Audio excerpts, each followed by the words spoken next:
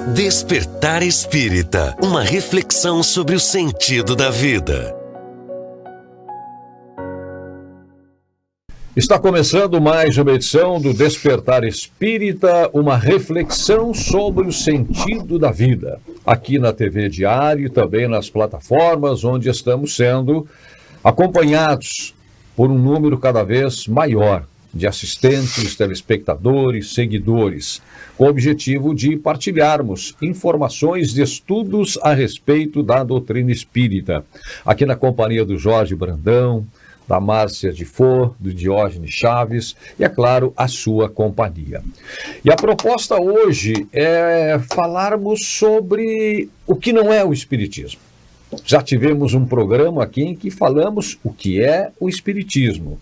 E hoje a proposta é o que não é o Espiritismo, o que está fora da doutrina, dos ensinamentos, da codificação de Allan Kardec, da contribuição trazida por tantas pessoas, seres, espíritos que foram e que continuam sendo importantes na informação, no esclarecimento do que seja a doutrina espírita. E repetindo mais uma vez, no caso de hoje, do que não é o Espiritismo. Jorge Brandão, neste universo de estudos das questões da espiritualidade, neste universo que causa tanta curiosidade, e para muitos mais do que curiosidade, medo, preocupação, angústia, ansiedade, o que é o mundo invisível? O que existe além daquilo que nós não vemos? Onde é que o Espiritismo se enquadra? O que não é Espiritismo nesse contexto todo? Bom, agradecendo a todos aí pelo apoio, pelo prestígio, pela honra de sintonizar conosco, né? Através das redes sociais, através da TV Diário, né? Que aos finais de semana e também durante a semana reprisa esse programa. Nós estaremos sempre abertos, né, a perguntas, questionamentos, dúvidas. Isso enriquece muito o nosso programa e é o que nos pauta aqui para trazer novos assuntos também, né? Então, a nossa proposta hoje é de nós esclarecermos um pouco mais, buscar um esclarecimento sobre a doutrina espírita, quebrando alguns mitos, alguns tabus, né, que existem e mostrando realmente, né, o que não é espiritismo, porque existe na sociedade uma certa, às vezes, confusão, certas dúvidas sobre isso. Mas nós queremos especialmente dizer aqui hoje que todas as religiões são importantes e que nós respeitamos a todos os credos, a todas as crenças, né? E nós estamos aqui em nome do Espiritismo e por isso, então, vamos buscar trazer algum esclarecimento sobre esse assunto. Muito bem. Mitos e verdades, Márcia. É a fé que a gente professa, né? É aquilo que a gente acredita. Então, nessa toada que o Jorge traz, eu também penso e reforço bastante essa questão de que às vezes se pensa que é só o Espiritismo que salva, né? Que as doutrinas, em sua grande maioria, às vezes por muito tempo, acabou indo por essa linha de pensamento de buscar ter uma verdade absoluta, às vezes, e equivocadamente conduzir de forma inadequada, né, aqueles que estão ali na condição de adeptos daquela filosofia. Até tem uma questão do Livro dos Espíritos que eu utilizo bastante, a 842, quando Kardec interroga a espiritualidade justamente sobre essa verdade maior, né? Ele diz assim, uma vez que todas as doutrinas têm a pretensão de ser a única expressão da verdade, por quais indícios pode-se reconhecer a que tem o direito de se colocar como tal? Olha só.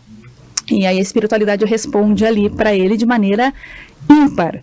Será aquela que fizer mais homens de bem e menos hipócritas, ou seja, homens praticantes da lei de amor e de caridade em sua pureza máxima, em sua aplicação mais ampla. Em instante algum, a espiritualidade se colocou numa posição absoluta de conhecimento acerca de determinado conteúdo, de forma a menosprezar ou diminuir a grandeza de qualquer outra filosofia religiosa, né? A espiritualidade nos chama muito atenção quanto a isso, até porque o espiritismo não teria como abarcar todas as pessoas, todas as crenças, todas as convicções, e a própria espiritualidade se desdobra muito nesse sentido para auxiliar o nível de compreensão conclusão e de convicção de cada alma em suas necessidades para que ela atinja o objetivo essencial, que é realmente a conexão adequada com o Pai, que vai auxiliar nesse processo de caminhada enquanto espírito encarnado na Terra e na continuidade da sua caminhada evolutiva, né? Então, de forma alguma, o Espiritismo salva. O Espiritismo dá material para que nós nos salvemos, assim como todas as filosofias que direcionam ao Pai, dá esse material. Cabe a cada um de nós saber utilizar essas ferramentas, realmente se colocar na condição de partícipe nesse processo junto a Deus, né, mudando a caminhada evolutiva realmente. Então eu penso que essa abordagem que o Jorge trouxe inicialmente é importante para a gente começar. Então não estamos aqui com a intenção de trazer uma verdade absoluta, até porque não a temos. Temos parte daquilo que a gente já consegue compreender e nos auxilia muito nessa caminhada. E o objetivo é compartilhar nessa perspectiva com aqueles que estão também buscando algum esclarecimento, alguma compreensão diferenciada da vida, né? Então, nesse sentido, nós temos aí uma codificação. Um mentor, poderíamos assim dizer, que se fez homem, Kardec, e possibilitou, né, a codificação. A codificação, um corpo de filosofia ali mais materializada para que a gente tivesse um referencial. E aí, nesse aspecto, é que a gente diferencia um pouco aquilo que está destoando, aquilo que está um pouco fora daquela proposta inicial, mais pura, ali que foi trazida pela espiritualidade, né, mais simples, sem grandes aparatos. É nesse sentido que a gente busca a abordagem hoje, então.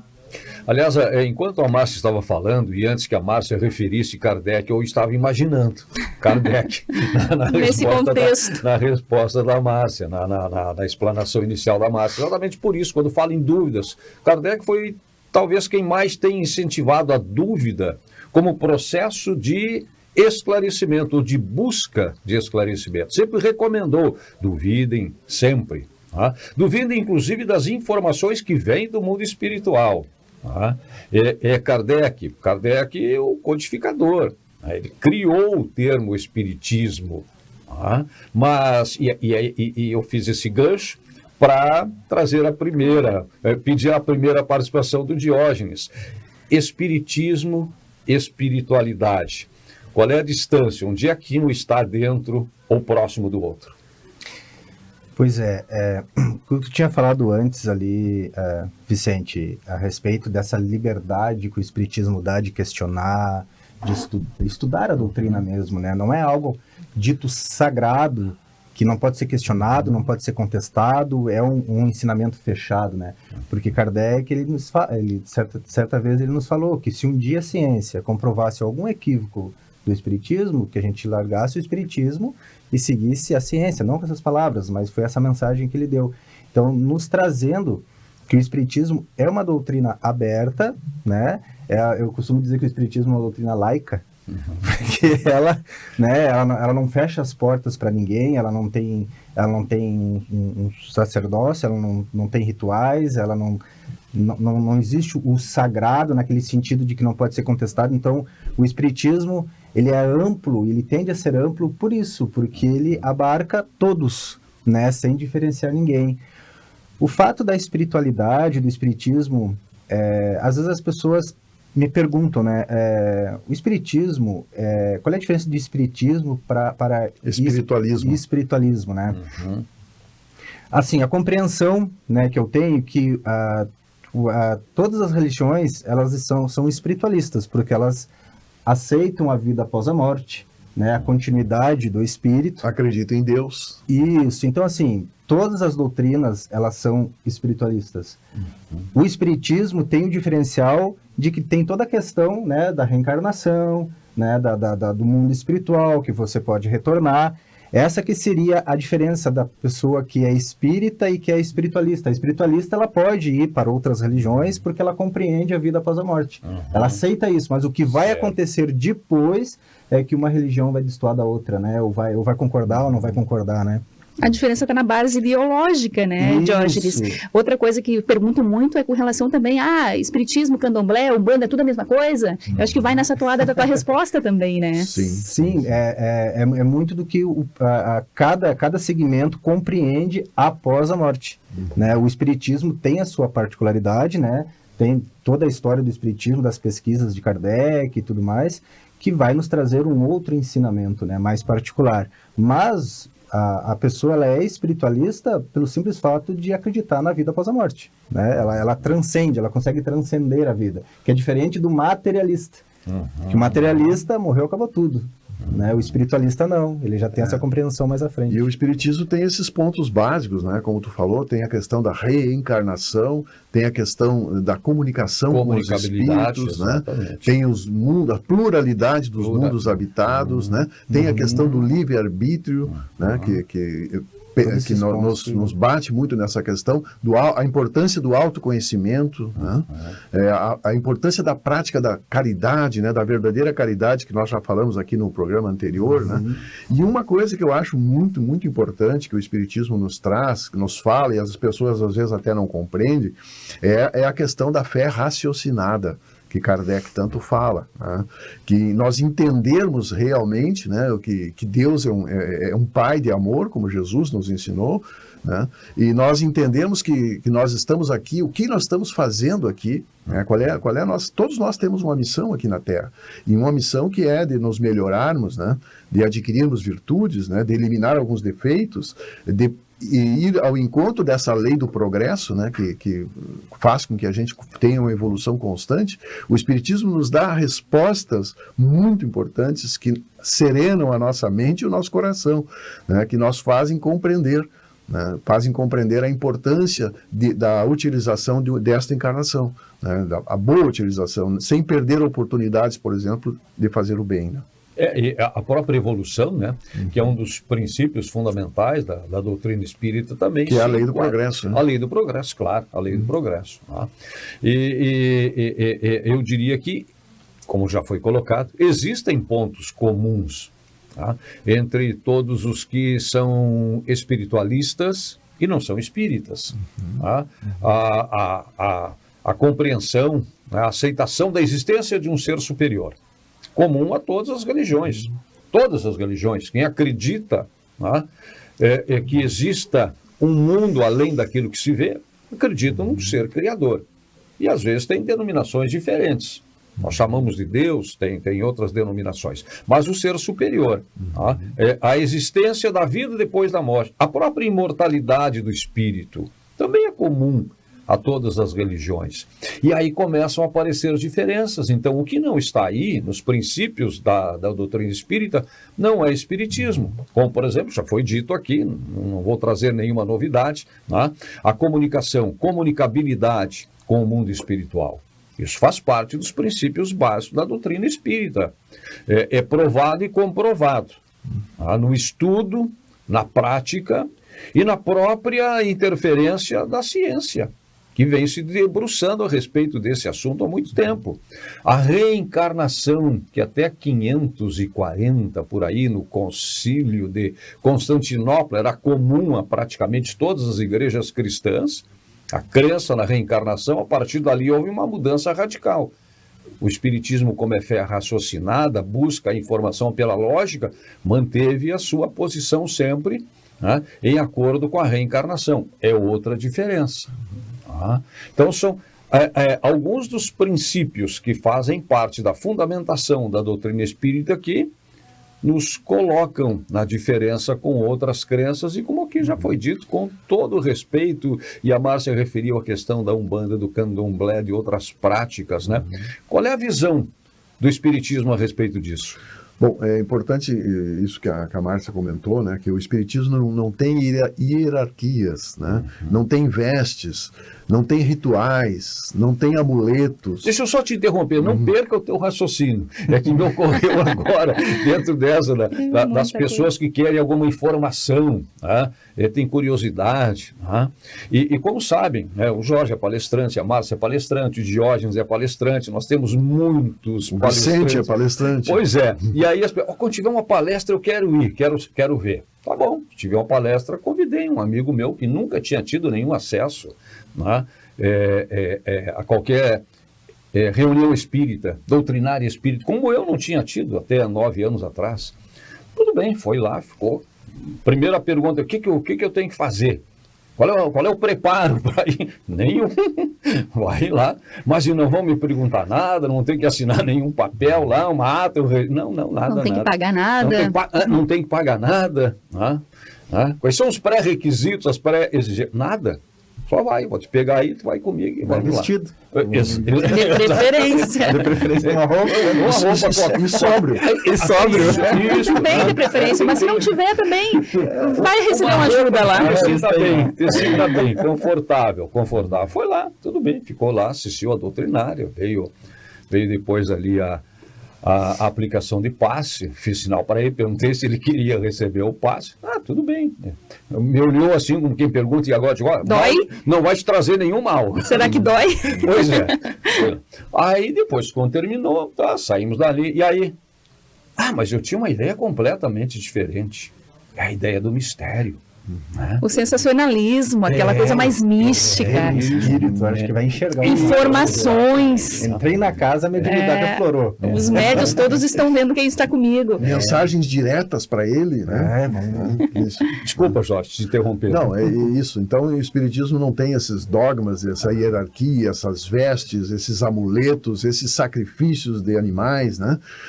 O Espiritismo vai pelo princípio de dar de graça o que de graça recebesse, né, que Jesus falou. Nenhum palestrante, nenhum orador, ninguém que está trabalhando está recebendo, né? Claro que algumas casas têm funcionários porque é necessário alguns serviços, né? Mas todo espírita faz seu trabalho gratuitamente, né? Então, nesse contexto, dá para começar a fazer uma diferença do que realmente não é espiritismo, né? E essa questão do que é espiritualismo e espiritismo, que o Jorge estava falando, todo espírita busca ser espiritualizado, mas nem toda pessoa espiritualizada é espírita. Né? Então, isso dá para fazer essa diferença também, né? Algo que acontece muito também até para essa confusão com a Umbanda, com outras religiões, né? Da pessoa chegar e dizer assim, dela dizer que teve algum sintoma mediúnico, ou tá ouvindo, ou enxergou alguma coisa, e a pessoa diz assim, tu tem que trabalhar isso. Tu tem que trabalhar essa mediunidade. Vai, procura uma casa espírita, que lá tu vai trabalhar a tua mediunidade. Ou seja, o trabalhar é a prática, a ideia de que se eu vou entrar numa casa espírita, a pessoa, não, aqui ó, é tal dia, tal horário, vem aqui, tu vai sentar na mesa, a gente já vai começar os trabalhos, tu vai começar a trabalhar a tua mediunidade. Não, a gente esclarece que antes de qualquer prática existe o estudo da mediunidade, né? Para que a pessoa não se deixe levar por uma prática mediúnica despreparada, né? E isso acaba fazendo mal para a pessoa. Sim, sim. Então, isso é uma coisa que é importante a gente deixar claro, que o espiritismo não é você entrar lá e já querer trabalhar a tua mediunidade. Vai ter todo um preparo antes, alguém com muita experiência nessa casa que vai conversar, vai fazer o acolhimento para ver o que está acontecendo, de repente esclarecer, fazer uma educação inicial, para depois começar a ver como que isso, né, vai ser desenvolvido. Pois né? Um exemplo aí, que eu acho que bem assim, prático que a gente pode dar nessa questão da mediunidade, se nós colocarmos uma criança num laboratório de química com vários produtos e ela começar a misturar produtos, é bem provável que vai dar uma explosão. Né? Então, as pessoas que têm mediunidade, que isso não depende de ser espírita ou não espírita, né? Mediunidade existe desde que o mundo é mundo, né? As pessoas que têm mediunidade, mas que querem desenvolver essa mediunidade com segurança, com método, é preciso estudá-la, é preciso compreendê-la bem. E o Espiritismo tem um livro específico, né, para isso, que é o livro dos médiuns, né, que faz com que essa mediunidade possa ser canalizada para o bem daquela pessoa que é médium e para o bem de outras pessoas. Né? Sem esquecer que nem toda sensibilidade ou arrepio significa mediunidade. Há uma linha muito tênue entre mediunidade e loucura, sabemos nós também, né? Sim. Há um processo todo de aferição ali que precisa se estabelecer. Não tem como dizer, olhando para a pessoa simplesmente, ou por algum relato dela especificamente, que ela é médium, porque pode simplesmente ter sido uma alteração consciencial psíquica naquele momento específico, claro. Às vezes até por uma medicação, por um trauma, por um impacto emocional muito grande, que a conectou com alguma sensibilidade a maior, né? Então, é muito delicado isso, e às vezes a gente se equivoca nesse aspecto, né? Nem toda percepção significa especificamente mediunidade. Não pode generalizar. Não né? tem como, e aí por isso que entra essa questão fundamental que o Jorge nos traz, que é justamente a questão do estudo. É o tempo, realmente. A maioria dos médiuns, trabalhadores, né, responsáveis que eu conheço, não iniciaram com uma mediunidade aflorada aparente que pudesse se identificar no início. Isso foi despertando a partir do contato com a proposta espírita, a partir do estudo. que não se diziam. Meu marido hoje, por exemplo, ele é médium, trabalhador da psicofonia, passou a vida toda com sensibilidades, com tratamentos médicos, né, com uma sensibilidade que ele não conhecia, e a partir de longo tempo depois, no estudo, é que isso começou a manifestar, e ele foi se dando conta, opa, isso aqui tinha a ver, isso eu passei muito tempo da minha encarnação com essas sensibilidades, esses pensamentos que se misturavam muito, e não identificava claramente que isso era mediunidade. Depois que um trabalho de estudo, de acompanhamento, é que conseguiu ir lidando melhor com esse aspecto. E muita gente passa por isso. Então é difícil uma detecção imediata, assim. É preciso realmente um acompanhamento. É claro que há casos que o afloramento é mais expressivo e rapidamente se detecta a necessidade de um acompanhamento mais direto. Mas é óbvio que não vai se colocar essa pessoa diretamente num trabalho, né, sentar-se para realmente dar uma passividade, para ter um contato. Passividade seria comunicar-se com o mundo invisível de maneira mais direta, o espírito manifestar, né, ali através de um médium. Ela precisa ser disciplinada, né? Principalmente, né? A mediunidade tem, vamos dizer, hora e momento para se manifestar. Ela não pode se manifestar a qualquer momento, porque isso causa um dano, um prejuízo, né? Então, nessa disciplina, o Espiritismo trabalha, né? Trabalha disciplinando a mediunidade, né? É igual um medicamento, né? Eu vejo a mediunidade assim como ela é uma possibilidade de se fazer o bem, de se fazer a caridade, é uma ferramenta importantíssima, né, para dar esse auxílio ao mundo espiritual de irmãos nossos que menos felizes, infelizes, né? O fato do medicamento, você precisa compreender, estudar aquele medicamento, ele tem que ser bem dosado, bem compreendido para ele fazer o efeito necessário. Porque se você utiliza mal a tua mediunidade, pode dar um efeito reverso, tanto para ti como para quem de repente poderia receber um auxílio, né? Um outro mito que se tem, às vezes, a respeito da mediunidade, um equívoco que se pensa, se eu for trabalhar agora, eu vou começar a ver espírito a todo tempo, a todo momento. E o objetivo é justamente o contrário. Vai aflorar. O objetivo é justamente você ter um autocontrole para utilizá-lo adequadamente para o trabalho no momento adequado, e você ter uma vida perfeitamente normal aí fora, na tua vida prática, sem ter esses acessos da espiritualidade a qualquer hora do jeito que querem, né? É justamente um autocontrole que você aprende a ter. Até é importante a gente, já que estamos falando do assunto mediunidade, né, que gera muitas dúvidas, é importante a gente falar também, né, que a mediunidade leva muitas vezes o médium a se fascinar, né, a ter fascinação, principalmente os médiuns de cura. Eles começam a receber tantos elogios e tanta, vamos dizer assim, reverência, que eles acabam se achando super especiais, né? Quando na verdade a mediunidade, por isso ela precisa ser disciplinada, estudada, porque ela é um dom, uma possibilidade que se tem de ajudar muitas pessoas, porque tem um conceito dentro do espiritismo, né, que todo médium, ele é um ser mais endividado também. Ele já tem essa mediunidade justamente para compensar e para poder ajudar as pessoas, né? Mito ou verdade? Todo espírita vê espírito desencarnado? Todo espírita? Todo espírita vê espírito desencarnado? Claro que não, né? Isso é uma faculdade, né? Uma faculdade que alguns têm esse dom, essa faculdade, mas nem todos vêm. E sobre essa questão, interessante colocar, até pode ficar para as pessoas refletir, o estudo, né, do espiritismo nos mostra que, por exemplo, o espírito, depois de um certo grau de evolução no plano espiritual, ele tem uma elasticidade, uma flexibilidade de se manifestar de uma forma que o médium pode ver, como o médium imagina. Entende? Então isso facilita muitas vezes a comunicação. Então é para a gente refletir como o estudo da mediunidade é profundo, é complexo, e a gente está sempre aprendendo, né? Trabalhar a obsessão é espiritismo? Eu quero que essa pergunta seja respondida depois do nosso intervalo, para que os nossos telespectadores também fiquem refletindo um pouco, né, sobre isso que a gente ouve a toda hora. Eu estou com um encosto em mim, me recomenda uma casa espírita que eu preciso tirar um encosto de mim. E outras questões assim nesta linha. Vamos falar do encosto. Vamos começar pelo encosto. Começar pelo encosto, depois chegamos na obsessão. Tá bem, então. Vamos a um intervalo bem rápido, voltamos em seguida com a sequência do nosso Despertar Espírita, uma reflexão sobre o sentido da vida. Despertar Espírita, uma reflexão sobre o sentido da vida.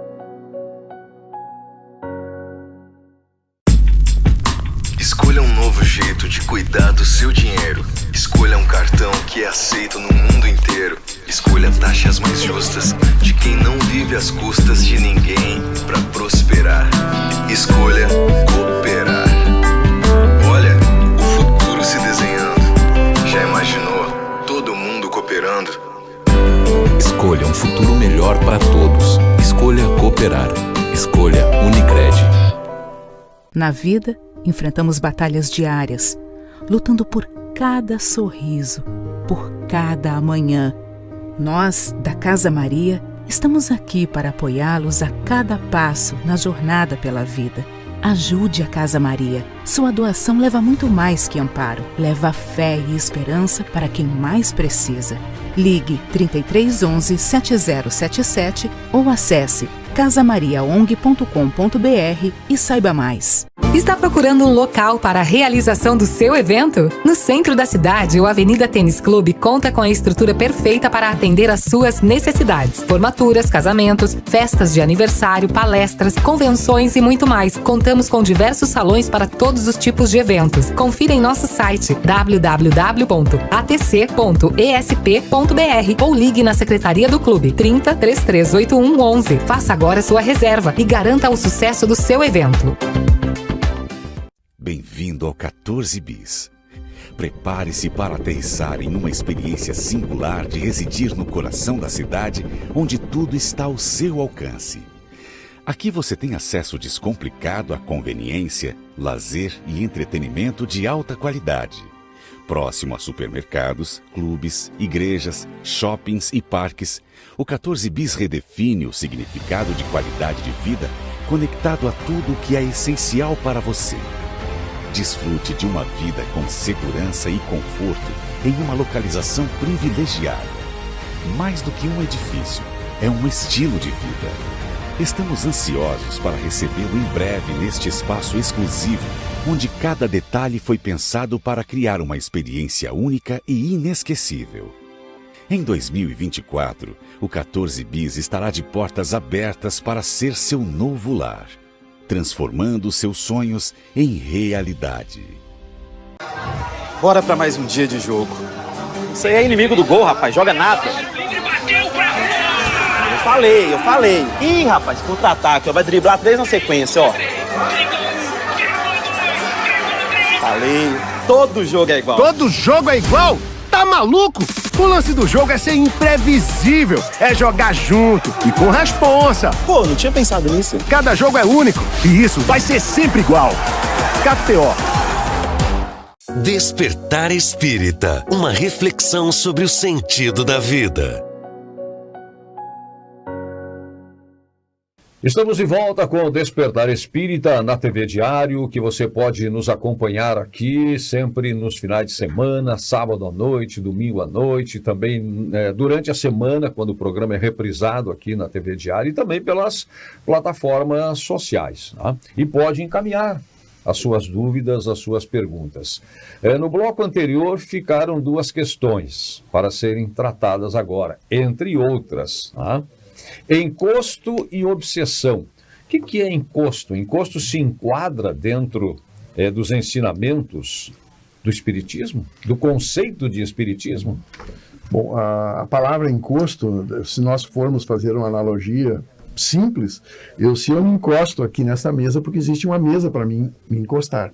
Se o Espírito se encosta em nós, é porque ele está encontrando ali um apoio, uma forma de se conectar, se encostar. Então, isso tudo depende principalmente das vibrações, dos pensamentos, da afinidade, né? E isso é importante que as pessoas compreendam, né? Essa questão do encosto, porque o encosto é também um irmão necessitado de ajuda. São as almas dos homens que viveram. Nós, numa outra dimensão. E eu posso fazer macumba para afastar esse encosto de mim? Tem macumba no espiritismo? Não existe isso no espiritismo. Nem um tipo de trabalho? Nada? Não, só trabalho no bem. Né? Só trabalho no bem. Isso é uma diferenciação grande, né? Que no espiritismo não existe esse objetivo, porque o espiritismo coloca as rédeas da nossa vida nas nossas mãos. Responsabilidade. Né? Viver com responsabilidade. Então, o que a gente pode fazer por esses irmãos que estão assim, se encostando, se apoiando em nós de alguma forma, buscando muitas vezes o que para ele é um justo débito que eles querem cobrar, levar eles ao esclarecimento. E existe nas casas espíritas sessões especiais, né, para esclarecimento de espíritos, né, para que eles possam sair desse estado de sofrimento, porque muitas vezes eles também estão trabalhando de forma enganada, porque eles estão tentando pagar débito que eles nem têm com outros que estão usando esses irmãos para trabalhos, né. É sempre conscientizar que nós somos sempre responsáveis por nós mesmos, né? E responsáveis pelo nosso bem-estar, pelos nossos momentos felizes, mas também somos responsáveis, e temos que ser responsáveis também, não é culpa, é diferente. Temos que ser responsáveis pelas nossas aflições. Então, é comum muitas vezes a gente ver que é jogar para o espírito obsessor. Eu fiz tal coisa, mas assim foi influência. Tu me perdoa porque foi uma influência, não foi eu. Terceirizar a culpa. Terceirizar tudo que tu vai fazer aos espíritos. Às vezes o espírito obsessor está ouvindo, eu não cheguei perto, não fiz nada, né? Mas é preciso terceirizar, dar um nome, né, para aquilo que eu fiz, levando a responsabilidade para alguém. Mas essa questão do esclarecimento em relação à obsessão, se autorresponsabilizar pelo processo, né? Porque sempre vai, como o Jorge falou, sempre vai depender de nós essa conexão, né? E a obsessão pode ter maior ou menor, nós já falamos sobre esse tema aqui há bem pouco tempo, mas ela pode ter maior ou menor influência de acordo com, digamos assim, a força do espírito e a força ou a fragilidade, a fraqueza ou a abertura de quem recebe? O poder de atração, né? Quanto maior as condições que se dá para esses irmãos se aproximar, mais fácil fica a conexão. Mas existe, assim como existe a obsessão, existe a auto-obsessão, né? Que nós, às vezes, com a ideia fixa, com o pensamento fixo, nós acreditamos realmente que estamos sendo prejudicados, nossa autoestima está muito baixa, né? Nós estamos, às vezes, com a nossa fé um pouco abalada, né? E nós permitimos que isso aconteça. Né? Nós damos condições para que isso aconteça. Por isso que é importante a gente sempre lembrar. Né? Ali numa interpretação, numa abordagem que Kardec faz bem no começo do Evangelho segundo o Espiritismo, na introdução, quando ele fala exatamente sobre a autoridade da doutrina e sobre a universalidade do conhecimento trazido pelos espíritos, né? Kardec afirma, por exemplo, que o Espiritismo é uma revelação. E ele faz uma série ali, faz um arrazoado, né, para demonstrar que o Espiritismo é uma revelação, porque nos mostra o mundo invisível que sempre existiu sem que nos dessemos conta. Ou seja, né, a existência do mundo espiritual não é uma invenção do Espiritismo. Independe de qualquer religião. Exatamente. Né? A espiritualidade existe desde o processo de criação. O que o Espiritismo faz? Ele nos ajuda a compreender como é que é o mundo invisível. Kardec chama muito isso, né? Mundo invisível, tanto que diz, o que não vemos é muito maior e até muito mais importante do que aquilo que vemos, porque o que vemos está nos limites dos nossos sentidos físicos. Eu posso enxergar até os limites da minha visão aqui nesta sala, mas não tem vida aí fora? É evidente que tem, né? É a questão dos peixinhos do aquário. Se pudéssemos estabelecer uma comunicação com aqueles peixinhos e perguntássemos o que é o mundo? É aqui. Esse é o mundo, mas não tem vida aí fora, não. Tanto que se eu sair aí fora eu morro, sem as condições daqui. Mas existe toda uma vida. Então Kardec sempre insistiu nisso. O que não vemos, o invisível, é muito maior e até muito mais importante do aquilo que a gente vê. Outra questão, né, quando ele fundamenta a questão da revelação. O Espiritismo, o estudo do Espiritismo nos leva a compreender e a estabelecer relações com o mundo invisível. Relações com o mundo invisível. E num determinado momento ele também nos diz, né, para não acreditarmos em tudo que vem do mundo espiritual. Não acreditemos em tudo que vem do mundo espiritual. A gente também tem essa tendência, né? Veio do mundo espiritual, então é uma verdade. Foi o Espírito que disse verdade absoluta. Exatamente, divino, o Espírito que disse. E aí ele justifica também, por quê? Porque os Espíritos nada mais são do que nós somos, sem o corpo. Sem o corpo. Não é o fato de serem espíritos que vai dar um certificado de conhecimento avançado. Isso é o resultado de conquistas alcançadas durante as oportunidades da existência, como nós estamos tendo aqui, e num processo de estudos que continua também no mundo invisível. Sim. Importante essa questão da universalidade das comunicações, que Kardec sempre prezou, e quando ele fazia perguntas, ele recebia resposta de vários lugares, de vários países, de vários espíritos, e aí ele compilava as respostas realmente que eram semelhantes, iguais, né? Porque a doutrina é dos espíritos, não é a doutrina de Kardec, não é, então, é codificada por Kardec, mas trazida pela espiritualidade superior. Então isso é importante que a gente compreenda. Muito menos dos espíritas. Nem às vezes a gente quer se apropriar. Exatamente. O que nós precisamos fazer é manter a pureza desta doutrina, né? Porque está codificada, né, na literatura básica e em livros importantes, né? E cabe a nós levar adiante essa doutrina de forma pura, né? Perfeito. Mitos e verdades. Mais algum? Precisamos usar roupa especial para participar de uma sessão mediúnica? Né? Tem diferença a cor, porque hoje a gente sabe que tem estudos da cromoterapia, né? Estudos que tratam das cores também, e falam dessa relação que possibilita uma conexão maior, determinadas cores, enfim. Mas isso para o espiritismo faz alguma diferença direta no processo em si? Porque a gente vai, aqui em Santa Maria mesmo, né? Em várias casas espíritas diferentes, e a gente encontra vários contextos diferentes, né? A gente como palestrante também, eu faço palestras em algumas instituições especificamente, que tem um povo lá sentado na mesa, todo vestido de roupa branca. Em outras instituições, sequer alguém vai fazer a abertura, vocês me mandam fazer a abertura, ninguém fica lá na frente. Então, cada um trabalha de uma maneira, às vezes, um pouco diferente em sua forma, né? Mas isso, diretamente, a postura, o fato de ter a mesa diretamente, a cor da roupa que estão se vestindo, que diferença faz, que impacto tem para o trabalho em si? E às vezes a gente não tem essa percepção clara e as pessoas nos perguntam, mas lá eles fazem os rituais um pouco diferente, o passe é muito diferenciado, né? E isso está certo, não está? Isso é espiritismo, não é?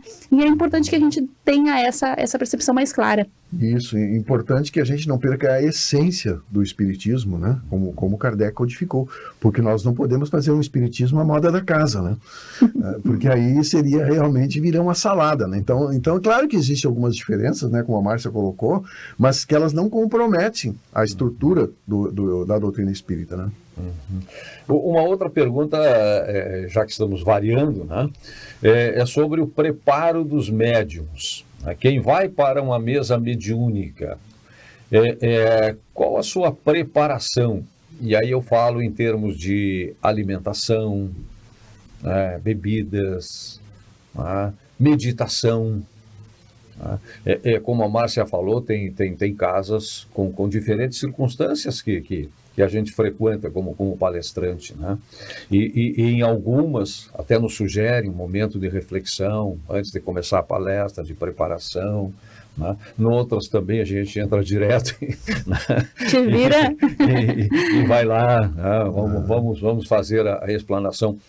No caso específico do exercício da mediunidade, o que se recomenda, o que se sugere, qual é a prática no preparo do médium?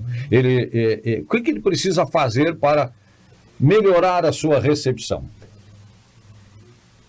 Eu penso assim, se o espírito não vai interferir ou vai interferir com relação à roupa, isso significaria que um espírito que está atrás de uma parede também não conseguiria interferir em relação à parede. E a gente sabe que interfere, que o processo se dá pela vibração, pela sintonia, independente do material que está posto ali, independente da cor, independente da estrutura, eu penso que seja a mesma lógica, né?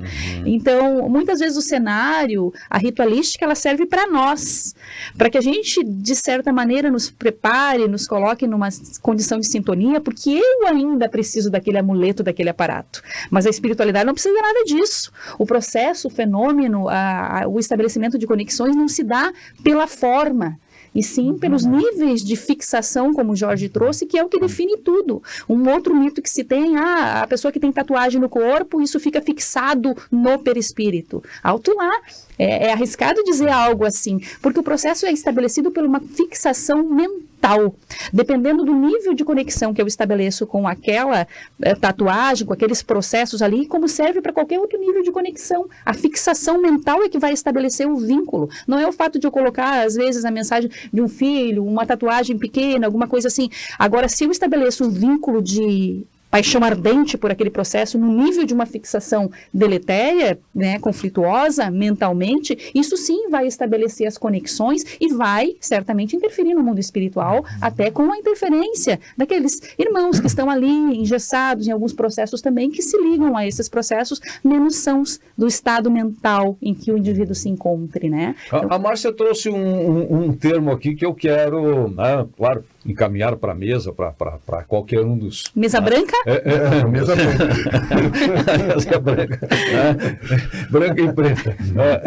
Mas assim, colocar o Diógenes também mais aqui. Uma saia justa.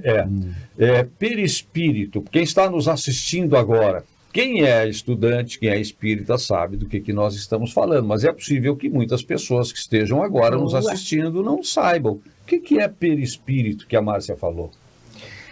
Pois perispírito é um termo do espiritismo, né, que alguns vão compreender como psicossoma, que seria um segundo corpo, né, que não seria um corpo físico como o nosso, mas é uma cópia deste nosso corpo que permanece após a morte. Então esse perispírito, ele seria, vamos pensar assim, uma vestimenta do espírito. Quando a gente diz que eu enxerguei um espírito, não, tu não enxergou o espírito, tu enxergou o perispírito. Né? Tu enxergou a roupa dele, que vai ser conforme o seu equilíbrio mental, né? Então o pensamento, conforme esteja o espírito em nível de equilíbrio ou desequilíbrio, isso vai repercutir no seu corpo perispiritual. E é ali onde estão gravados toda a nossa história, todas as nossas memórias. As nossas memórias reencarnatórias, os nossos arquivos estão todos ali. Então essa cópia, né, que não é uma cópia física ponderada, né, densa como a nossa, mas é um segundo corpo que se mantém após a morte. E faz a ligação entre o espírito e o corpo. Isso, é um mediador ali, né? Esse mediador. E corpo. Eu queria só fazer uma observação nessa questão do preparo, né, que tu falou, Vicente, que assim, é muito importante que a gente esteja bem preparado, porque quanto mais nós, por exemplo, hoje é um dia que nós temos sessão mediúnica na casa, às terças-feiras, e é um dia especial.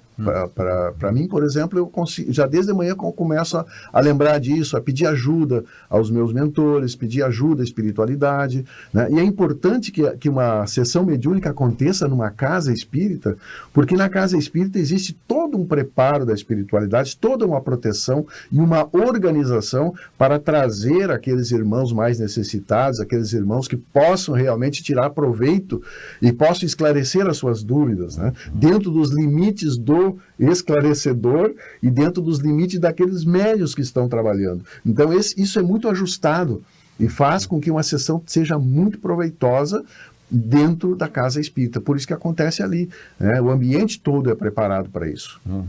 Aliás, nesse sentido, uma pergunta que também me foi feita por uma pessoa que não é espírita e tem, enfim, a sua religião, né? Mas tem curiosidade a respeito do espiritismo, do mundo espiritual, né?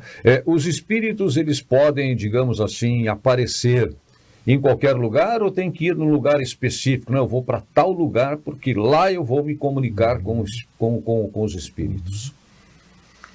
Bom, se a pessoa tem essa fé, essa crença, vamos dizer assim, essa certeza que vai ser lá, pode até facilitar para ela, mas não depende, né? Não depende, isso não existe essa dependência específica da localização física, né?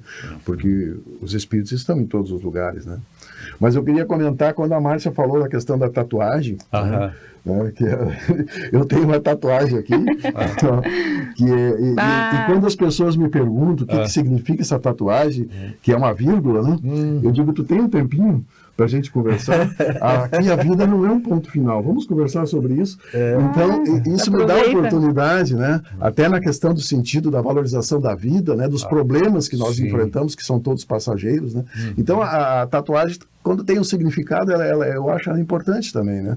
E algo bem importante quando a gente começa a estudar a doutrina é que a gente tem que ter muito cuidado com o tudo, com o sempre, né? Nunca. Com nunca, né? Com essas polaridades, ou um absolutismo, um generalismo, né? Porque nós somos seres humanos, nós somos espíritos, nós somos muito subjetivos. E cada um está numa caminhada diferente, cada um tem as suas particularidades. Então, a gente tem que ter muito cuidado, como a gente diz, né? Tem tatuagem, se ferrou. Tu lidar bem com o não sei é libertador, né? Quando a pessoa te faz, olha, não sei, eu vou dar uma pesquisada, até surgiu a curiosidade, é tão bom isso, a gente admitir realmente que, poxa, não tinha pensado sobre isso. Temos que avaliar o contexto, relaxa, não é uma tabelinha que tu vai encaixando assim. Eu tenho dito isso, tenho usado esse recurso, não é uma ciência exata. A biologia também não é exata. Também não é, está sujeita a modificação, não. Olha, o mundo. A própria questão do perispírito, né, que o Diógenes abordou a partir da referência da Márcia. O perispírito, ele se apresenta sempre da mesma forma? Ou ele pode ter variações? A depender do espírito. Sim, tem essa elasticidade, essa flexibilidade para ser apresentada em diferentes formas, né? Formas bem grotescas muitas vezes, né? Às vezes formas bem grotescas, né? Dependendo da finalidade.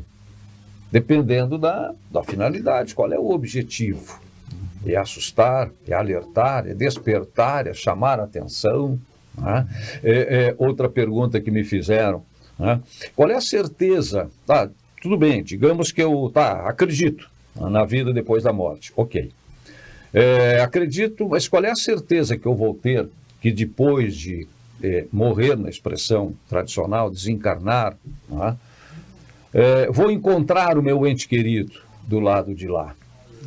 Já que vocês, e aí ele acrescenta um outro dado que é dos princípios da doutrina espírita, já que vocês acreditam em reencarnação, pode ser que eu chegue lá e o meu ente querido já tenha reencarnado de novo, já esteja de volta à Terra? Sim. Como é que eu vou saber?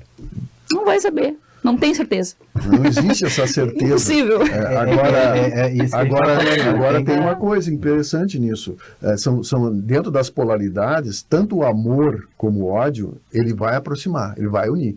Então, quando a gente ama alguém de verdade, com certeza a gente vai poder reencontrar. Até porque esse amor que atraiu numa encarnação já é muitas vezes o amor antigo, muitas vezes, né, o amor que já vem de outras existências, né?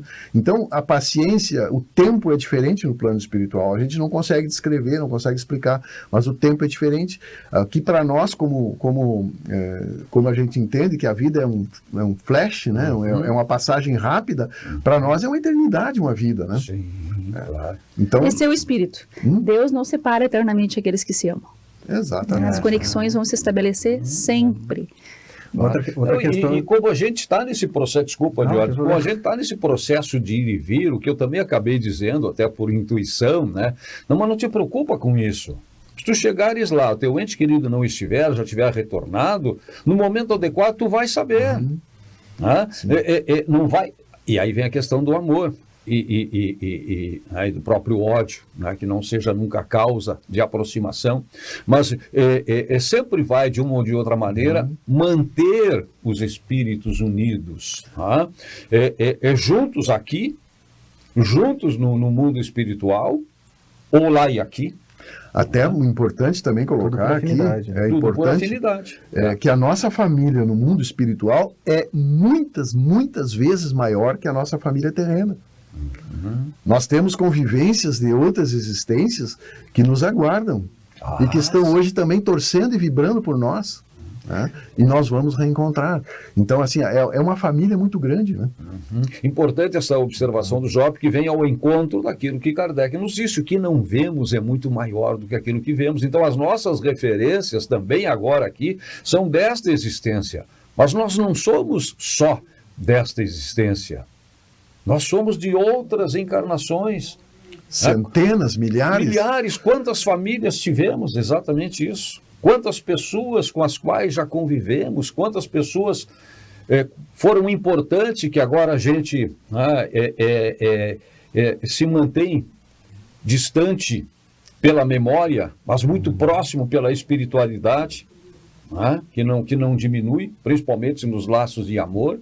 Então, realmente, né, a gente está esperando ver do lado de lá os nossos parceiros, nossos entes queridos, e agora nós podemos encontrar, né, quem também está à nossa espera já. De outras encarnações. E nós vamos relembrar lá. Exatamente. Te encontrei de novo. Olha aqui, nos reencontramos. Tomara que não seja para cobrar contas, né? O males que a gente praticou por aqui. Nessa questão de ódio que eu comentei, é importante também lembrar que esses relacionamentos que são pesados, eles acabam tendo que, cedo ou tarde, esses nós precisam ser desatados. E esses nós só se desatam pelo amor, pelo perdão. Então, a importância, enquanto nós estamos aqui, enquanto estamos a caminho, né, como disse Jesus, com aqueles que, porventura, a gente não tem uma simpatia maior, que a gente procure perdoar e pedir perdão. Que é muito mais fácil resolver, desatar esses nós aqui, nesse plano físico. Né? É verdade. Até porque estamos num processo de aprendizagem, né? Nós levaremos daqui as nossas aquisições desta existência, nossa evolução de agora. Por isso a importância de aproveitar cada momento, cada situação, para darmos sequência à nossa caminhada. Não houve uma interrupção, assim como a morte não é uma interrupção. A morte não zera a vida de ninguém. Sim. A morte só nos transporta para uma outra dimensão, libertados, né, livres desse corpo, desta carne que hoje nos limita por aqui, nos mantém aqui. Que as pessoas dizem assim, a única coisa certa é a morte. E o Espiritismo diz, a única coisa certa é que a morte não existe, né, que a vida continua. Né? Que a vida continua, que a vida continua numa sequência lógica, racional, e aí vem a questão da justiça. E tu, Jorge, que trabalha muito com essa questão, né, do próprio suicídio, quantas pessoas praticam suicídio na ilusão de que, bom, eu não aguento mais, e se eu não aguento mais eu vou zerar, eu vou terminar aqui. Não termina, leva as mesmas aflições, as mesmas preocupações, as mesmas dores.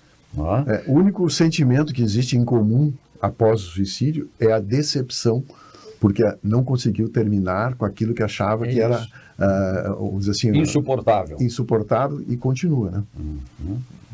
Exatamente.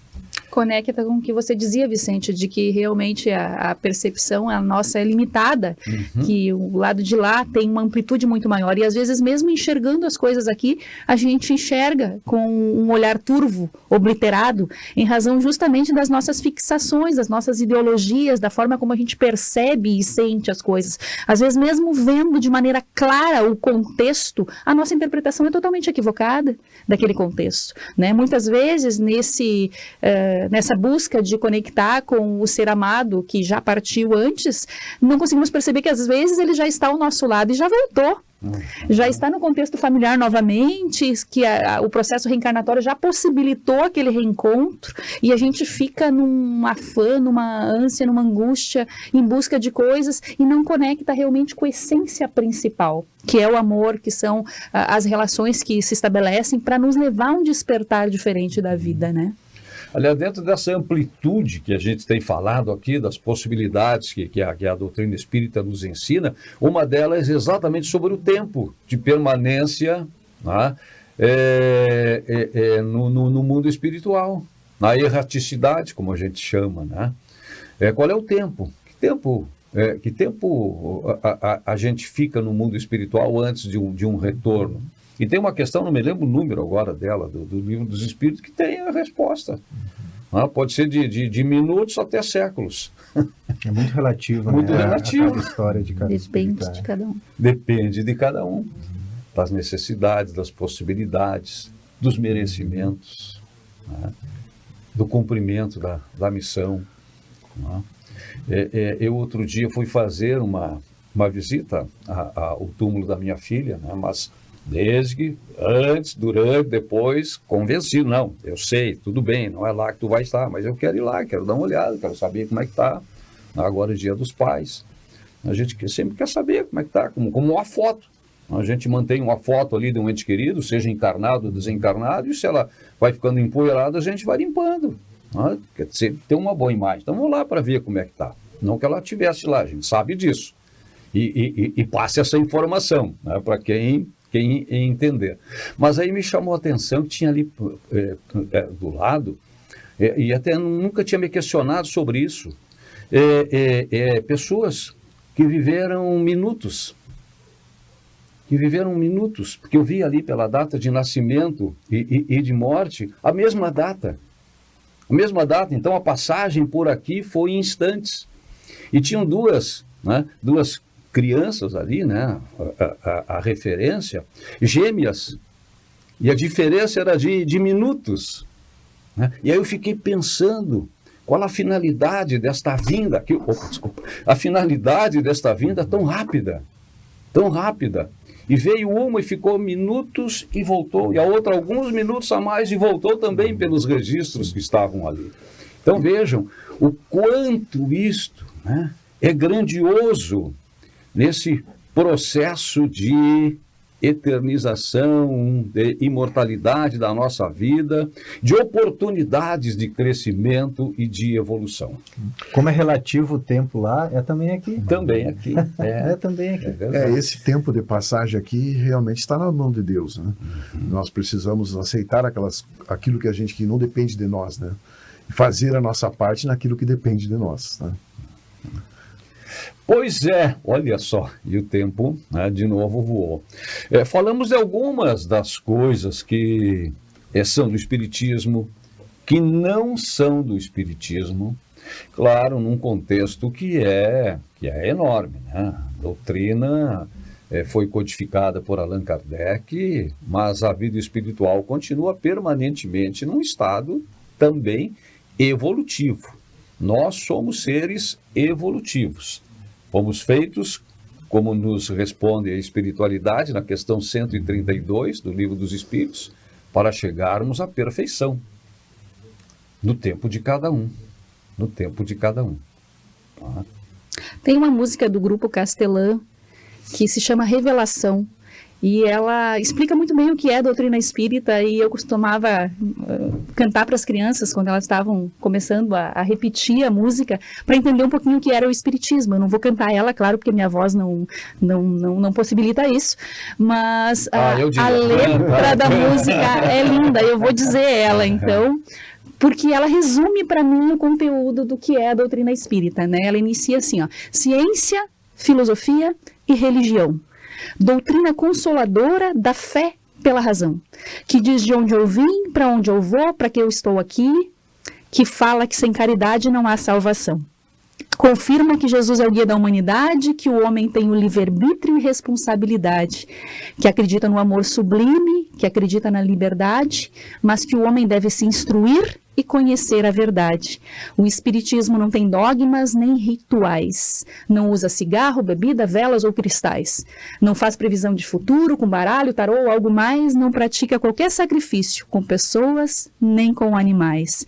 Essa doutrina respeita qualquer religião, tem como forma de amor o princípio cristão, que é amar a Deus sobre tudo, que é amar também seu irmão, promover a fraternidade entre os homens de qualquer nação. E aí cantada ela fica linda, mas ela explora muito do conteúdo do que realmente resume a doutrina espírita. Olha, se eu tivesse ligado agora o programa, Tá? E tivesse pego só esta mensagem da Márcia, já teria valido a pena. Isso é espiritismo. E que não está aí, não é espiritismo. Jorge. Nada mais. Então, a importância dessa comunicação com os espíritos, que o espiritismo também nos coloca, né, de nós estarmos com a nossa intuição desperta, nós estar sensíveis a isso, né, porque toda hora a espiritualidade, os nossos mentores estão conosco, tentando nos ajudar. E nós precisamos falar com Deus, ou precisamos falar com eles. Muito bem. Perfeito. Mas eu nem ouso jogar mais alguma coisa aí. Deixa essas mensagens lindas aí pro final. Jorge Brandão, Márcia de Ford, Diógenes Chaves, obrigado mais uma vez pela companhia, pela oportunidade, pela carona. Obrigado. Pelas informações muito importantes que eu tenho certeza foram aqui transmitidas para quem está nos acompanhando. Despertar Espírita termina hoje aqui, mas a vida continua nesta e em outras dimensões. Até o nosso próximo encontro. Despertar Espírita, uma reflexão sobre o sentido da vida.